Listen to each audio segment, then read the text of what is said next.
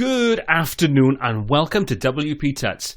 In another design tips video, I'm going to show you how you can recreate this kind of effect using OceanWP Elementor alongside Smart Slider 3.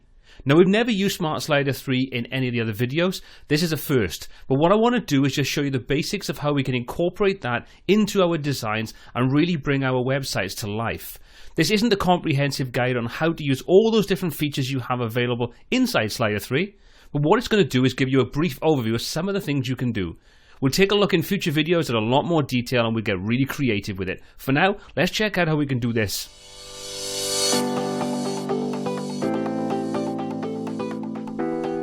So as web designers these days, we have tons of really great tools at our disposal to create fantastic looking websites.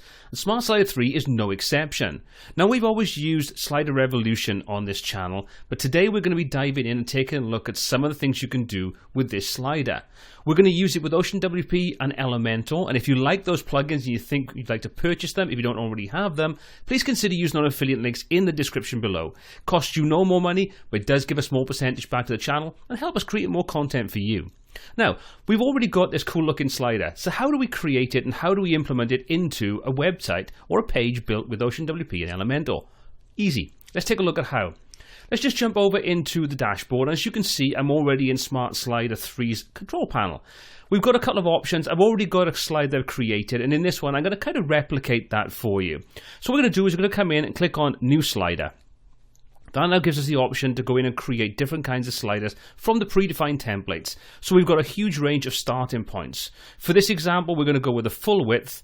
We're going to name this one Slider Demo. Hit on Create, and that now will go through and create the basics for us. Now, you've got two ways you can look at the Smart Slider control panel. You've got the simple method, which is what we're looking at right now, and you can also expand that out to get the expert mode. I'd say to start off with, stick with simple. It's going to give you pretty much all the main tools you're going to need to create great looking slides. But if you want to delve in a little deeper, and we will do in future videos, then that's how we can access some of those extra features. Okay, so once we've done this, you can see we now have the option to create a new slide. We can use the slide library, so anything that's been sort of predefined and created for us, templates for example, we can load those in. For this, we're just going to go in and create a new slide. Once we do that, it's going to take us through and ask us to choose an image we want to use as the basis of our slide. Choose this first one, hit select. That'll now put the basics in there. You can see we've now got a shortcode for this slider. We've got a PHP block, or if we're using the page or post editor, we can insert it through the icon that's been added to that.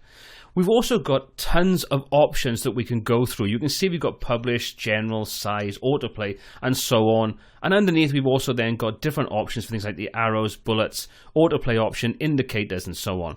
So there really are tons of features, but most of these are optional. You don't have to set them. You can leave them as they are, and if you want to tweak them, you can do.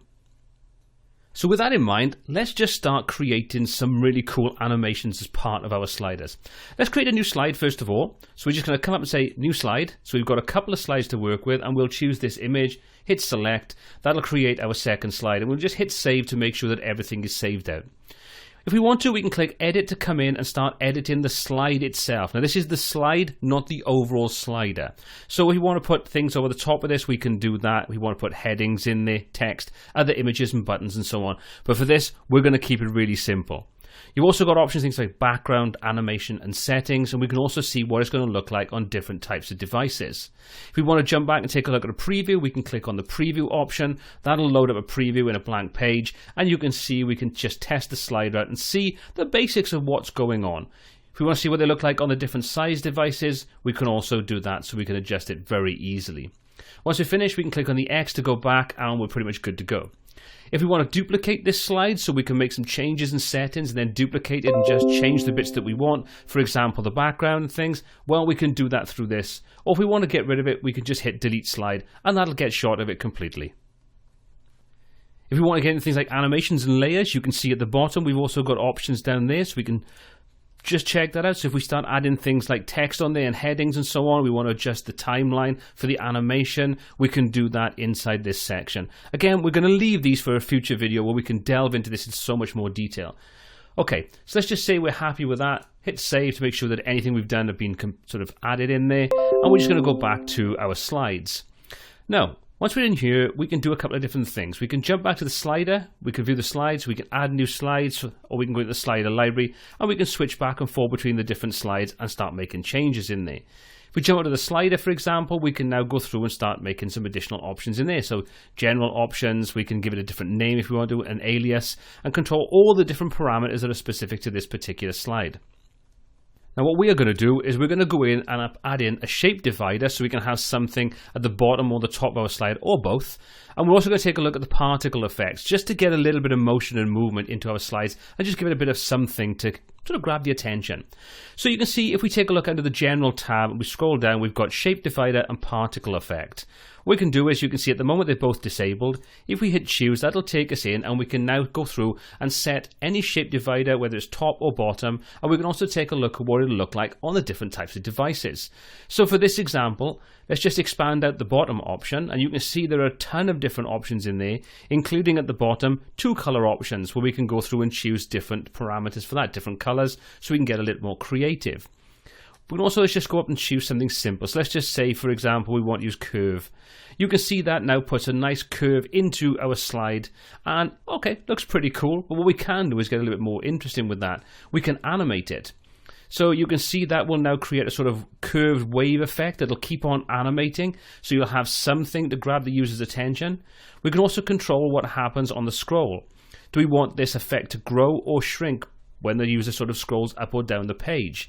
We'll leave those as they are for now, and what we're going to do is we're going to come into this option and we're going to come down and find something that I kind of like on this. So let's take a look at something like the tilt.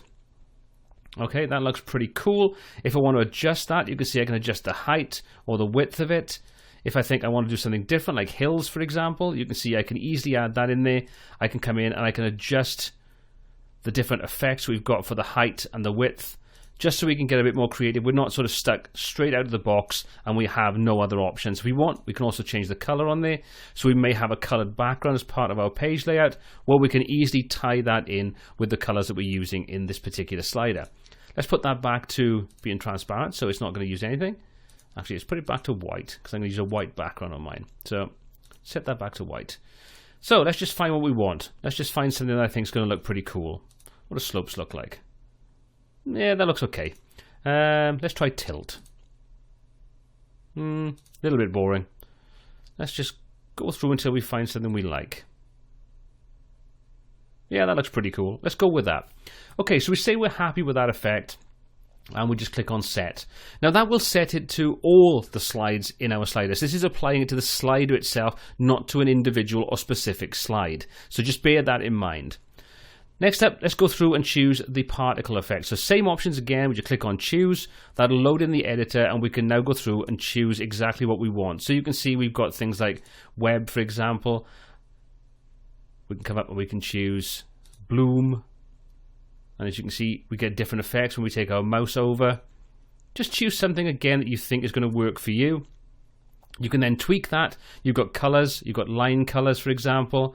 You can choose what happens on hover. Anything happens when you click on it, the number of particles and the speed and so on. I don't really like that one. Let's try something like, see what pirouette looks like. Yeah, that looks kind of funky. Let's go with that. So let's just hit set. So let's just save that out now and say we're happy with what we've done with our slider. Now, how do we integrate that into our page design using OceanWP and using Elementor? Well, let's check that out now. So now that we're ready to add this smart slider into our page design, we need to do one simple thing.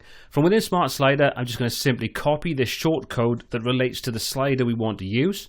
Then I'm going to jump back into my pages and come to all pages, and I'm going to find the page I want to start editing, which for me is sample page. So I'm going to click to go into that. Make sure that everything is set up in OceanWP to give me that full width, because we set a full width slider. So I'll make sure my content layout is set to full width, disable my margins, and just make sure anything else that I want, like any custom headers and so on, are assigned. We'll leave this as is, everything is in place. We'll hit edit with Elementor. That'll take us in now to the editor, and we can start creating. So you can see at the moment I've got a blankish page, I've got some posts being pulled in, I've got a simple header at the top, but no slider, nothing to sort of see there. So what we're going to do is go in and first of all add that element in. So I'm going to simply come up and add a new row in, add new section, click, and we're good to go. So now we need to set a couple of things up on here first. Let's click on that, set that to be stretched, and we'll set this to be full width to make sure that everything is laid out where we want. And we're just going to come in and go into add in what we want, which in this example is going to be the short code. So we'll find that widget, drop that into this row. And all we need to do now is where it says enter your shortcode, we're just going to paste in that shortcode for the smart slider, give it a second or so, and you can see that now loads in, and there's our slider embedded into our page. So let's update that, and let's go and take a look at what that looks like on the page itself. Okay, so I jumped over to the front end of the site, and you can see there's our effect in place. Now there's a couple of things that are not looking too good on you.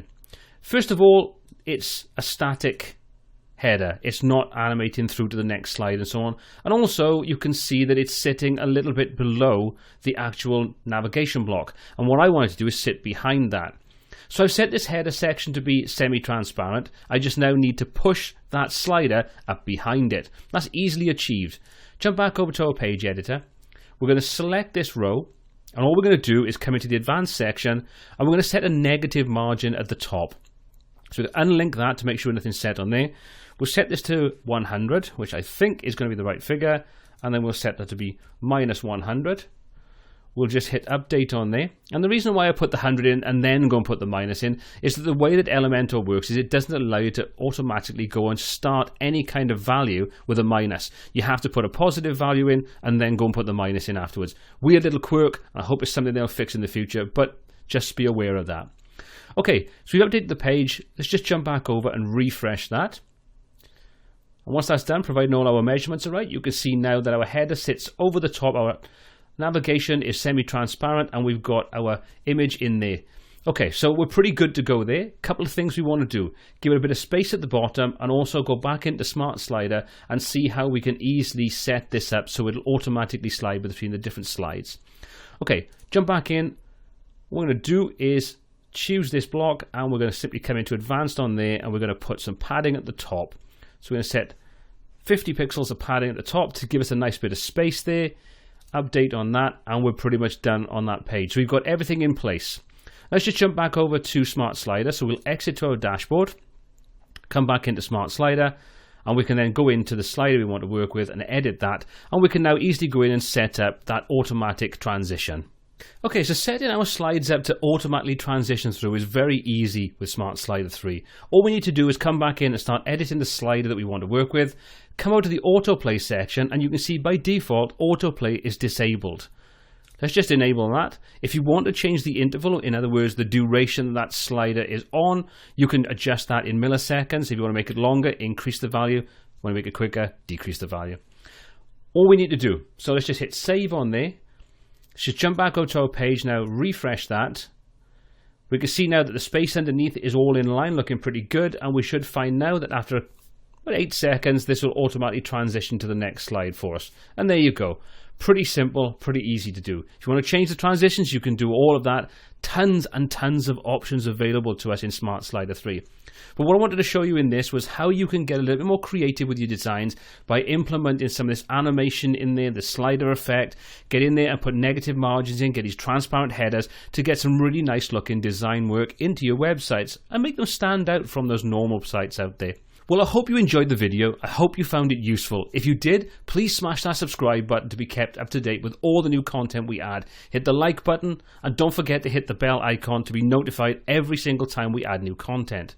Speaking of content, if you've got any comments, questions, or feedback on this video, or anything you'd like to see in future videos, please pop that in the comments section below. And don't forget, all the links to all the different software that we used in this video are all in the description below. You can click on those and find out more. Well, until next time, take care.